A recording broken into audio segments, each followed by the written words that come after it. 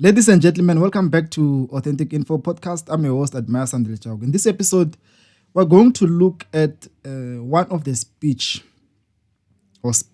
which were uttered or made by Professor P.L.O. Lumumba. Now, I'm going to read a small segment and then we're going to focus on some of the points which he made. And these are my convictions too. In the past year or two, I was very vocal when it comes to the Bible. And I always stated that it has been used as a tool to manipulate and take away the wealth of Africa. Now, a lot of my friends and very few people who I talk to on social media, especially on WhatsApp, when I update statuses or when I do status updates on WhatsApp, they would attack me, especially the Christians, the so-called churchgoers. They would attack me, but they fail to state points. Now, I am of the view that the Bible has long been used to manipulate black people in Africa. Even today, some of the people who read it enough are able to use the Bible to manipulate even scholars, to manipulate professors and doctors. We've seen people who were led to retire and took the money and gave it to people like Prophet Bushir. We've seen a lot of foreign nationals flocking into South Africa to manipulate and lure black South Africans and black professionals into giving them money, and then they left the country rich. So that is a very dangerous tool. Now, let me read a small segment or few paragraphs quoted from the speech delivered by Professor P.L.O. Lumumba.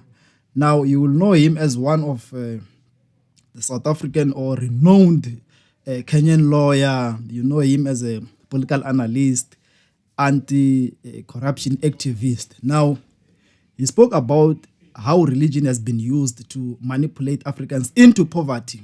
He stated very clear that religion has been used to manipulate Africans into poverty. Now, let me read a little. He stated that many African religious leaders have used religion as a tool to control and exploit the masses, which has led to widespread poverty and suffering on the continent. Another thing is that they argued that religion should not be used to justify oppression and inequality, but rather as a means of promoting peace, justice, and equality for all people. He furthermore stated that Africa's problems cannot be blamed solely on religion, but on a lack of good governance and corruption among African leaders. He called for a new era of leadership in Africa, one that is transparent, accountable, and committed to the well-being of the people. He argued that Africans must reject leaders who use religion to justify their actions and instead support leaders who will work towards the betterment of the continent. His speech has been widely shared, on social media, there on YouTube, and there are PDF documents, and he has sparked a lot of discussions and debates on the role of religion in Africa. Now, the topic of this speech was appropriation of the Bible and the misuse of it to manipulate Africans into poverty. Now, there are other facts that he has stated. For example, he stated that the English have appropriated the religion in 1534 and created the Anglican Church. The Scottish had their own and called it the Presbyterian Church. The Greeks had their own and they called it the Greek Orthodox. He also stated that the Armenians created the Armenian Orthodox. And the Romans, we all know the Roman Catholic Church. And in South Africa, this is very interesting as a South African. He states that they came to introduce the Dutch Reformed Church, which became the foundation stone of apartheid in 1948, as articulated by Hendrik Verwoerd.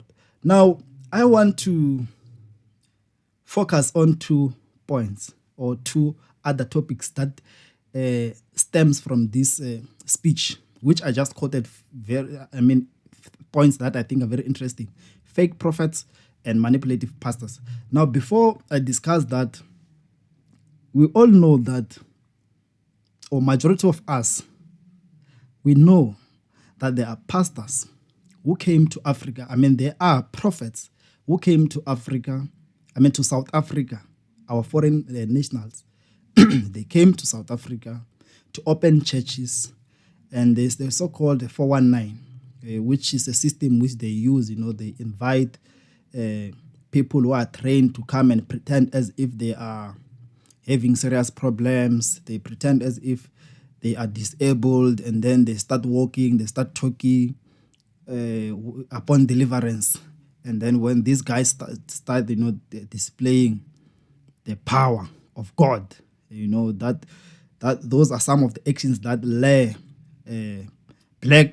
especially black professionals. We've seen even lawyers, well, but we've seen a lot of teachers, we've seen a lot of nurses, being attracted by these movie scenes which were acted live in church.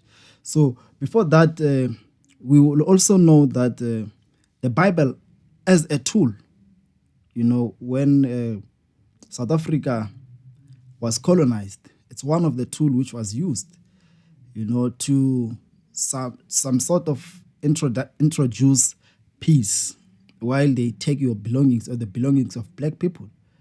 But this is what the words say. And then we surrendered our belongings. We also surrendered our mineral resources because we were told that there's nothing on earth that we should enjoy, but we must just live in peace, and then we'll enjoy in heaven.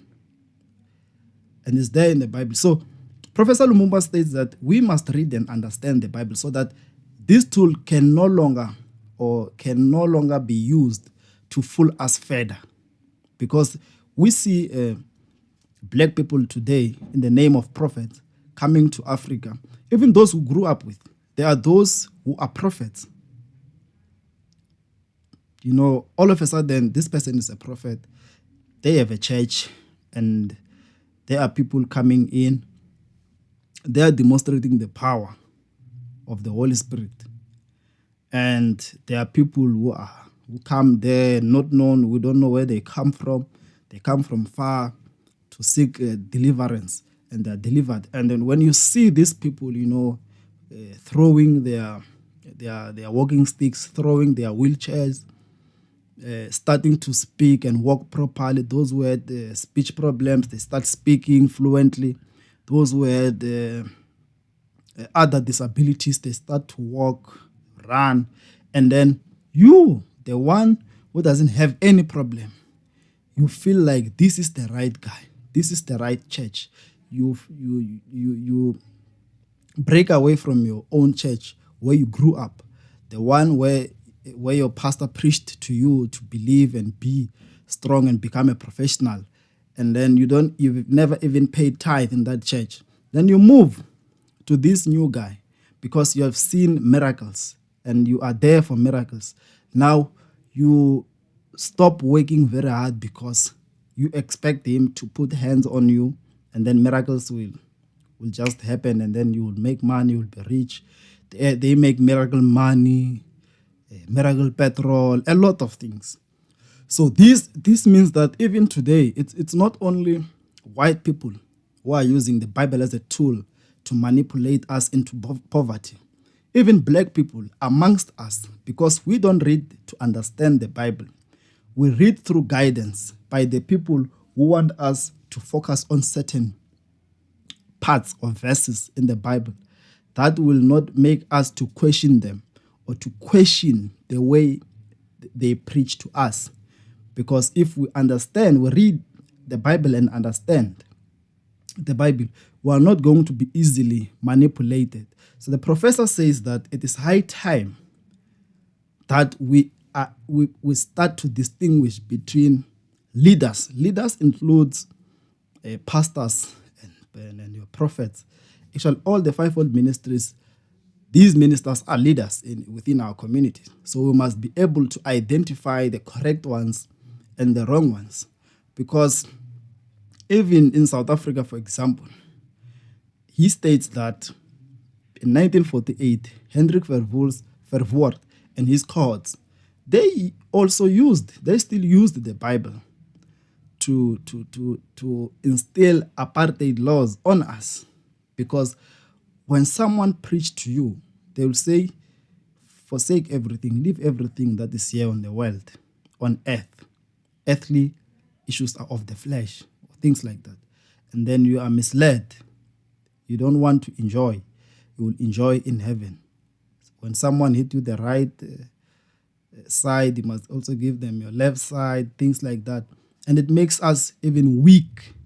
It makes us to surrender to the enemy, because we look at the Bible and we look into verses which they want us to look at. And South Africans, a lot of us hate, even myself, I used to hate long sermons. A pastor must preach like 5, 6 to 10 minutes is enough. But what message will he pass in just 10 minutes? Because we are dealing with a Bible which has a lot to offer, which needs more time for us to understand. That is why we are easily manipulated. And on our own, we don't have time to read the Bible, especially with social media and the use of internet. When someone quotes a verse and we think it's very interesting, we just go and search that particular verse and read it until we put it in our head and we think we understand it.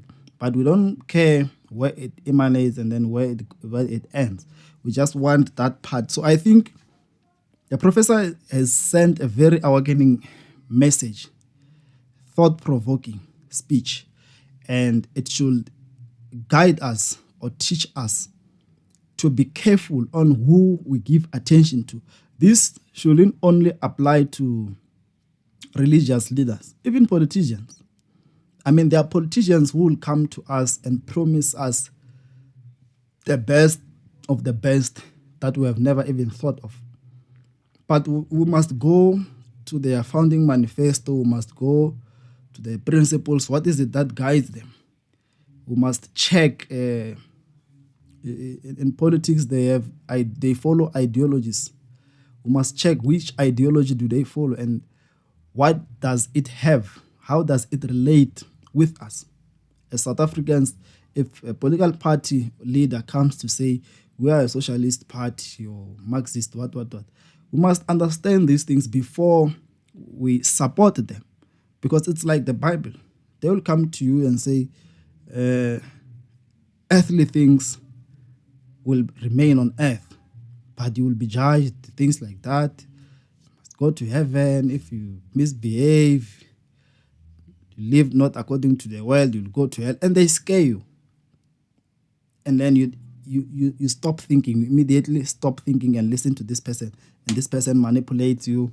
It becomes the only person who speaks correct things to you. So the same applies to politicians. When they come to us and make promises are dangerous. Anyone can make a promise because their duty to fulfill, it's not punishable.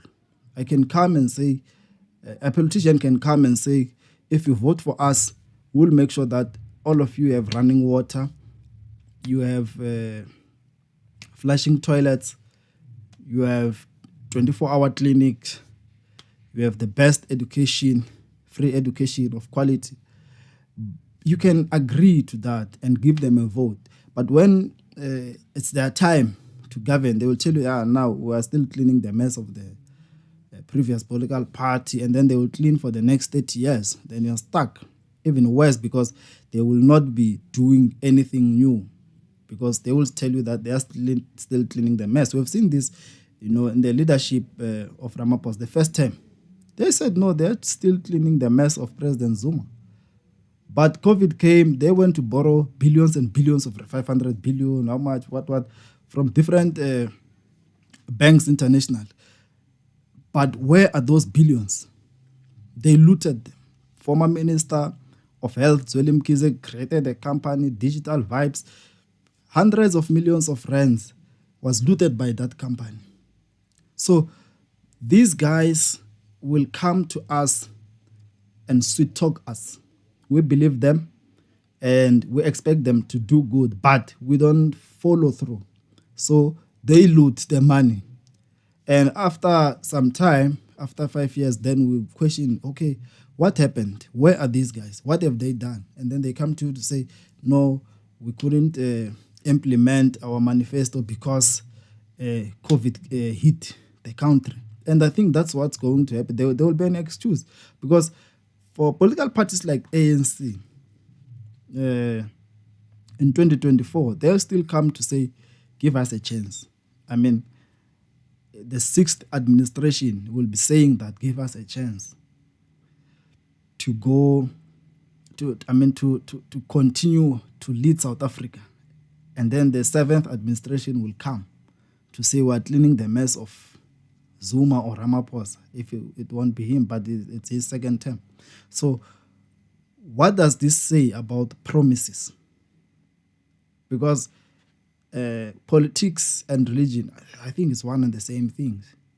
Because all these things have leaders and they have principles and they want support. And they use principles to either oppress or help us succeed. So we need to be careful on who we give attention to and who we support. Because this speech by Professor P.L.O. Lumumba teaches us a lot about where Africans have lost it. Majority of us do not want to read about our history. And we keep repeating the same mistakes as our elders did because we don't want to understand where these guys lost it.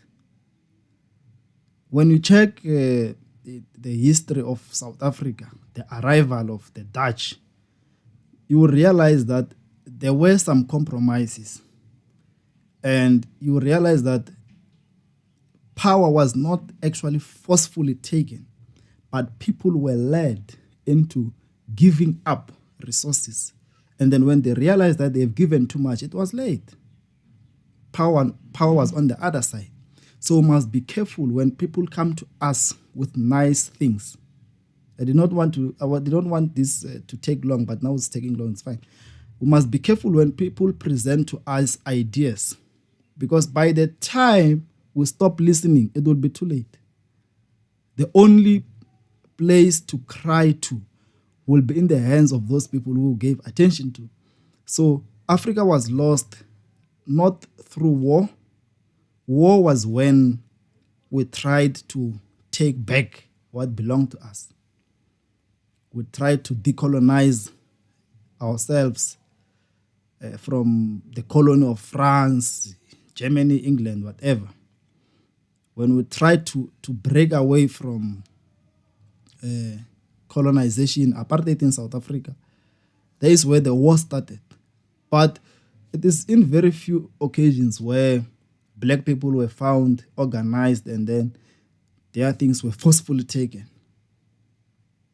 No, white people would come, send few people, negotiate, take your land, become leaders. You become their employees in your own land. And then when you realize that, no, man, I'm working for these guys, what happened? Then you want to fight. But that time is too late. It took generations. I mean, even today, there's a system that we are still fighting. Fighting the banking system, finances are just complicating black people. It's very few people who understand finances. Very few people who understand the banking system. Even those who work in the bank, by the way, are deep in debt. So there's a system which has been translated or transmitted into different generations. And it is very difficult for us to break away from these systems. I mean, if you want to buy a car and a house, same time, it's very difficult for a junior employee. It's very difficult. So you have the money, but there's affordability, there's things like these are the systems of apartheid, the system of colonization. We are fighting to break away from these systems because someone back then gave the wrong person attention.